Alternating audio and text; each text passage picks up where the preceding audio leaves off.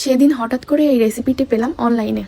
আপনারা অনেকেই দেখলে হয়তো বুঝে যাবেন যে এটা একটা জনপ্রিয় ইউটিউবারের আম্মু রান্না করেছে। তার রেসিপিটা দেখেই আজকে আমি রান্না করছি।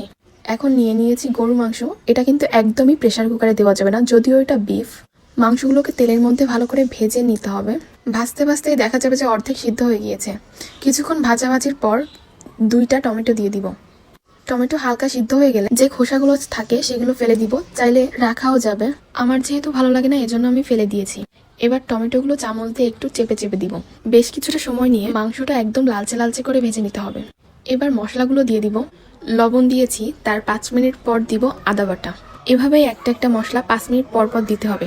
রান্নাটা অ্যাকচুয়ালি অনেক নাড়াচাড়া করে করতে হয়, নাড়াচাড়া করতেই হবে তো করতেই হবে। এবার দিয়েছি জিরা বাটা ও রসুন বাটা। এই মশলাগুলো দিয়েও আর কিছুক্ষণ ভেজে নিব।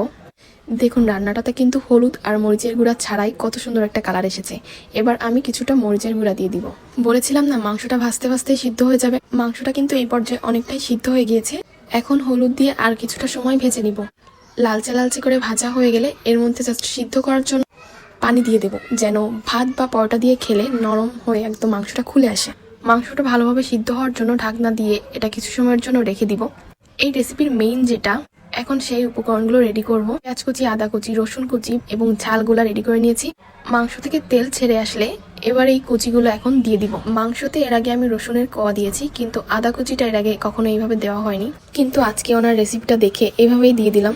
দেওয়ার পর দেখতে কিন্তু সুন্দরই লাগছে, তাছাড়া খেতেও মাংসটা বেশ মজা ছিল। এখন আপনাদের সাথে শেয়ার করি এই রেসিপিটা কার। এই রেসিপিটা আসলে পেটুক কাপলের। হ্যাঁ, পেটুক কাপল পেজের ওই ভাইয়াটার আম্মু এই রেসিপিটা শেয়ার করেছিল।